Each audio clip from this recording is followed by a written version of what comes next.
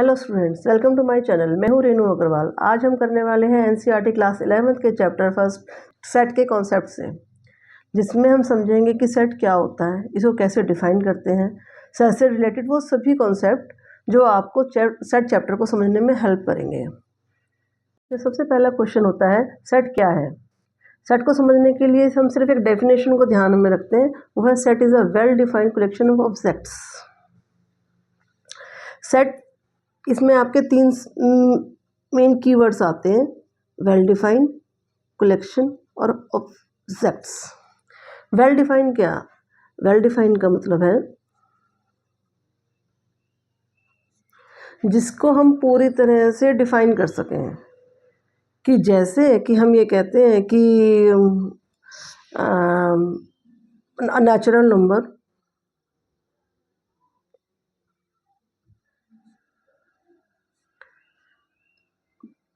Less than 10, a positive natural number. अब हम इसको क्या लिखेंगे कि 1 2 3 4 5 6 7 8 9, ये वेल डिफाइंड है हमारे। क्यों? क्योंकि हम इसमें 11 12 या -1 -2 तो नहीं ले सकते, क्योंकि हमने पॉजिटिव दे दिया और नेचुरल नंबर दे दिया, तो इसको कहते हैं वेल डिफाइंड। अब जैसे हम कह दें कि आप बताओ कि आपके फेवरेट टीचर्स कौन है, तो वो कुछ भी हो सकते हैं। कभी आप मैथ्स के टीचर को फेवरेट कह सकते हो, कभी आप साइंस के टीचर को फेवरेट कह सकते हो, वेल डिफाइंड नहीं है। अब कलेक्शन क्या है कि मतलब एक फैमिली टाइप हो, एक ग्रुप हो। अब ग्रुप को हम कैसे करते हैं, हम इसको इस तरह से डिफाइन कर सकते हैं। कभी भी हम सेट को लिखेंगे तो हम उसके लिए कर्ली ब्रेसेस बनाएंगे और बीच में कोमा से उनको अलग अलग बताएंगे। ऑब्जेक्ट्स वो कुछ भी हो सकते हैं, किसी भी चीज़ के बारे में। आपके नंबर भी हो सकते हैं, आपके फैमिली मेम्बर्स भी हो सकते हैं, आपके क्लास के टीचर भी हो सकते हैं, आपके अल्फ़ाबेट्स भी हो सकते हैं। अब जैसे मैं कह दूं कि आपको कि वोवेल्स का ग्रुप बताओ, कि वोवेल्स ऑफ इंग्लिश अल्फ़ाबेट्स, तो क्या लिखेंगे उनको, ए ई आई ओ यू। अब इसमें हम और तो बी डी एल एम तो नहीं काउंट कर सकते ना, तो ये वेल डिफाइंड है, तो हम उसे कहेंगे well defined collection of objects को हम सेट कहते हैं। हमने कुछ एग्जांपल लिए हैं, जैसे number of chapter in your maths book. आप बता सकते हैं आराम से कि इसमें 14 है या 16 है या 15 है, कुछ भी, जो भी आप बता सकते हैं। Collection of your favourite game, आप इसमें इसका मतलब ये सेट है। अब आप बता सकते हो जैसे collection of your favourite game, अब आपके गेम तो कुछ भी हो सकते हैं, कि क्रिकेट, हॉकी, कोई और भी कुछ भी, फुटबॉल। पर ये कलेक्शन ऑफ नहीं ना, आपके दूसरे हो सकते हैं, आपके फ्रेंड के दूसरे कोई फेवरेट गेम हो सकते हैं, तो ये वेल डिफाइंड नहीं है, तो हम इसको क्या कहेंगे, ये सेट नहीं है। Collection of all natural numbers, अब नेचुरल नंबर्स तो सभी को सेम पता है कि 1 2 3 4 5 6 चलते जा रहे हैं नेचुरल नंबर, तो सभी तो यही लिखेंगे ना। ऐसा तो नहीं हो सकता ना कि कोई आपका फ्रेंड लिखे कि -1 -2 -5 -10, वो तो नेचुरल नंबर नहीं है। अब number of girls in class, आप आराम से बता सकते हैं कि हाँ भाई हमारी क्लास में 20 गर्ल्स हैं, 30 गर्ल्स हैं, उनको वेल डिफाइंड है वो। आप डिफाइन कर सकते हो उसे कि उसके नंबर्स को काउंट करके बता सकते हो। ऑड नेचुरल नंबर तो सभी को पता है कि 1 3 5 7 चलते ही जा रहे हैं ऐसे। कलेक्शन, इसका मतलब ये भी सब्जेक्ट है, सेट है। Collection of all subjects in your class, आप बता सकते हो कि हाँ भाई मैथ्स का सब्जेक्ट है हमारे पास साइंस है, हमारे पास एसएसटी है, आप आराम से बता सकते हो, हमारे पास बीएसटी है, जो भी आपके पास सब्जेक्ट्स हैं आप आराम से बता सकते हो। मंथ्स ऑफ द ईयर, ये भी एक सेट है। आप मंथ्स ऑफ द ईयर बता सकते हो, जैसे जनवरी, फरवरी, मार्च, आराम से आप बता सकते हो। तो जिसमें आप बता सकते हो और आपके फ्रेंड या कोई भी और सेम ही जिसका आंसर हो वो सेट है। जिसका डिफरेंट डिफरेंट आंसर हो, आपका, आपके फ्रेंड का या किसी और का भी आंसर डिफरेंट हो, वो सेट नहीं है। बस ध्यान ये रखना है कि आपका और आपके आंसर का जिसमें कोई चेंज नहीं है, आप बता रहे हो कुछ और, कोई आंसर कुछ और बता रहा है, तो वो सेट नहीं है। जो आप बता रहे हो वो ही सब बता रहे हो, वो ही सेट है। तो हमने सेट में लिखा उसे हम कहते हैं एलिमेंट्स उसके। ये सभी को हम इसके एलिमेंट्स कहते हैं। इनको हम सब स्मॉल लेटर से या मतलब वर्ड से इस तरह से डिनोट करते हैं। और जो भी हमारे सेट होंगे हम उनको कैपिटल लेटर से डिनोट करते हैं। जैसे हम वॉवेल का लिख रहे हैं तो ये, नेचुरल नंबर का लिख रहे हैं तो ऐसे। ये हम कैपिटल लेटर से सेट को डिनोट करते हैं और स्मॉल लेटर से हम एलिमेंट्स को डिनोट करते हैं। समझते हैं कि सेट कितने टाइप के होते हैं। सेट दो टाइप के होते हैं। एक होती है उसकी रोस्टर फॉर्म, या हम उसे कह सकते हैं टेबुलर फॉर्म, और दूसरी होती है उसकी set builder form.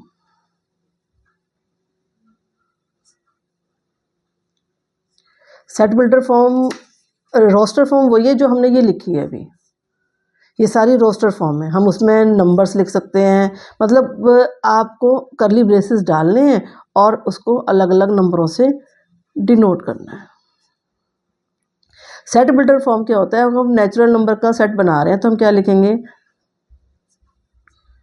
X such that, मतलब इन दो डॉट्स को हम सच दैट बोलते हैं। X such that x is a natural number. ये लिखने का तरीका इस तरह का ही होता है कि सच दैट, इस डॉट को हम सच दैट कहते हैं। ये रोस्टर फॉर्म होती है, किसी भी सेट को डिनोट करने का तरीका है ये सेट बिल्डर फॉर्म का।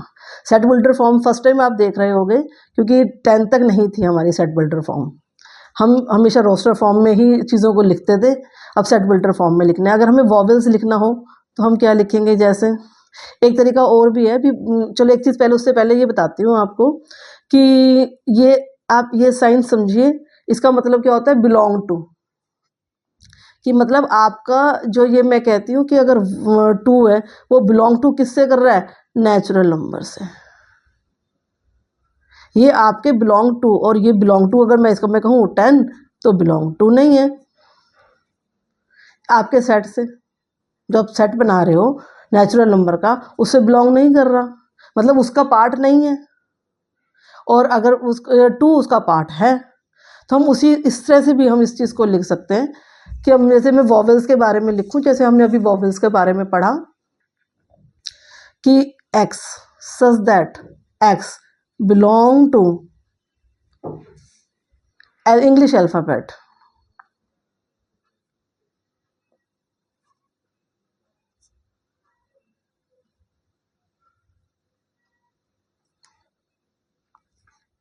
ठीक है,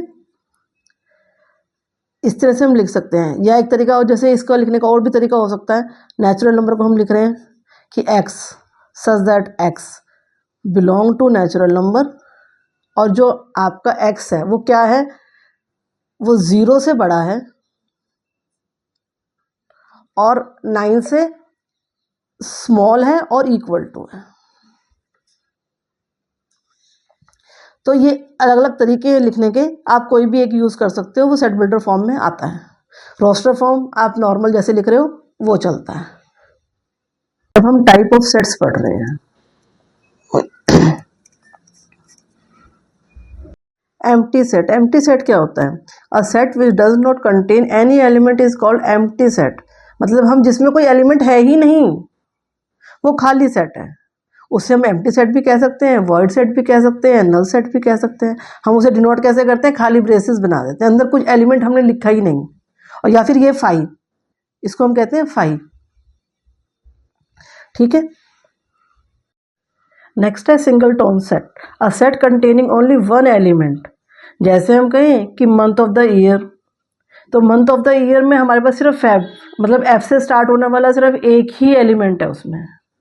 तो वो फैब है हमारे पास। थर्ड है फाइनाइट सेट और इनफाइनाइट सेट। इनफाइनाइट सेट तो वो है जिसमें आप काउंट ही नहीं कर सकते हैं, और फाइनाइट सेट वो है जिसमें आप काउंट कर सकते हो जिसके एलिमेंट्स को। जैसे अगर मैं कहती हूँ कि ए, आपने एक सेट लिया जिसमें 1 2 3 4 बस इतने ही एलिमेंट्स हैं, तो ये क्या है, फाइनाइट सेट।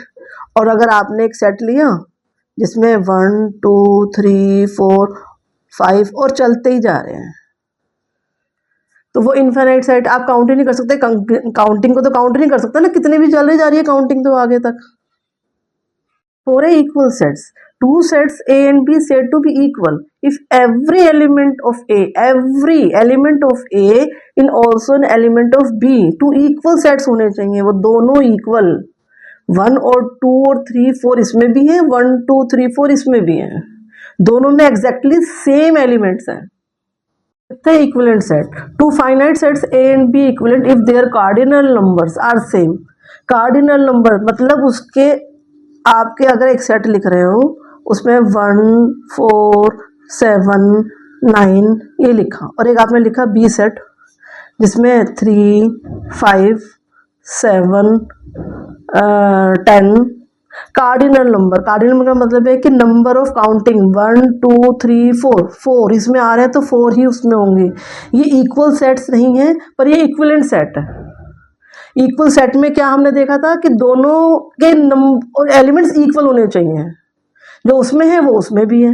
यहाँ नंबर ऑफ काउंटिंग सेम होने चाहिए, एलिमेंट्स डिफरेंट हो सकते हैं।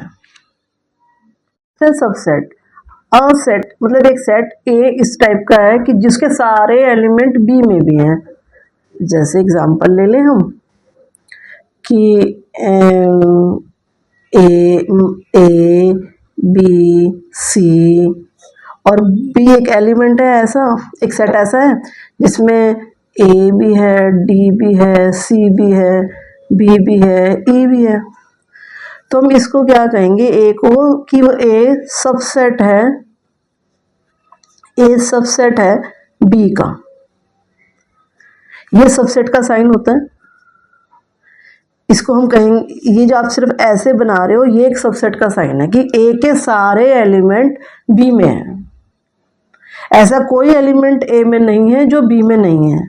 तो बी के में जितने भी एलिमेंट उसके एक्स्ट्रा हो सकते हैं, पर ए के जितने भी एलिमेंट हैं वो बी में है ही हैं।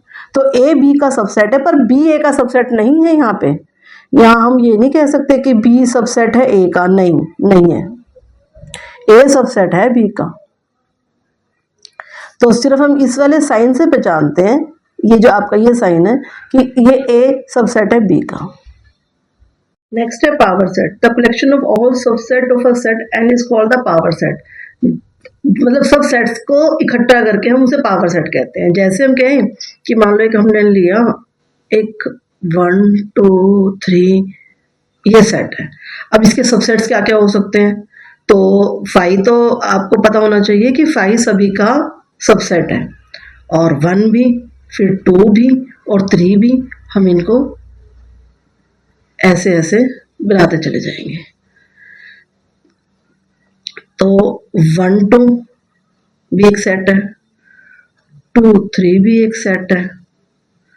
तो आपके पास कितने हो गए, ये पहले हमने एक 5 बनाया, फिर हमने सबको सिंगल सिंगल लिया, फिर हमने इनको एक एक पेयर बनाए, और फिर हमने एक खुद एक सेट भी एक अपना सबसेट होता है।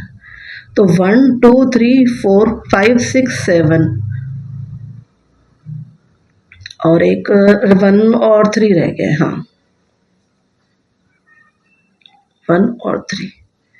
तो टोटल, अब हम इसको, इसके लिए हमारे पास फॉर्मूला होता है। अगर हमने कहें कि 1 2 3 3 नंबर्स हैं तो 2 की पावर 3, यानी आपके पास 8 सबसेट्स बनेंगे।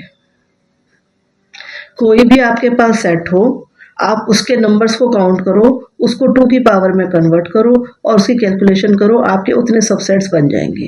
जैसे हमने एग्जांपल ले लिया कि हमारे पास 3 नंबर थे, तो एक 5, एक सब एक सिंगल सिंगल, उसके बाद हमने उनके पेयर बनाए, तो 1 2 3 4 5 6 7 8 सबसेट्स आपके पास बन गए हैं। ऐसे हम और एग्जांपल भी ले सकते हैं।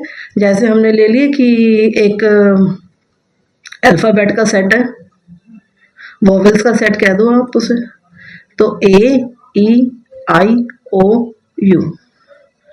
आप इसके पास 5 एलिमेंट्स हैं, तो हमारे पास क्या बनेगा 2 की पावर 5।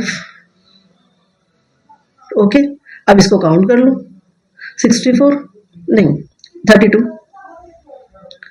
32 सबसेट्स बनेंगे आपके पास। 2 2 ज़ा 4, 4 2 ज़ा 8, 8 2 ज़ा 16, 16 2 ज़ा 32।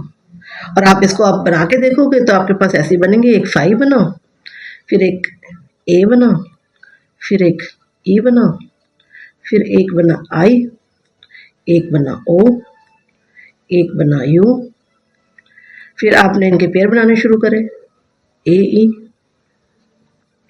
ऐसे आप बनाते चले जाओगे, फिर 2 2 के पेयर, फिर 3 3 के पेयर, फिर एक खुद सबसेट। इस तरह से आप बना लोगे। आप ये होमवर्क में करके देखना, आप बना पाओगे। 32 सबसेट्स आपके बन जाएंगे। नेक्स्ट है universal set. This is a basic set in a particular content which element and subset are relevant to that particular content. आपके पास जब हम वेन डायग्राम बनाएंगे, जब ये सब चीज़ें क्लियर हो जाएंगी कि हम पर्टिकुलर वो यूनिवर्सल सेट क्या है, उसमें किसके बारे में बात हो रही है। और नेक्स्ट वीडियो में हम करेंगे एग्जाम्पल, सारे एग्जाम्पल करेंगे और एक्सरसाइज करेंगे। ओके।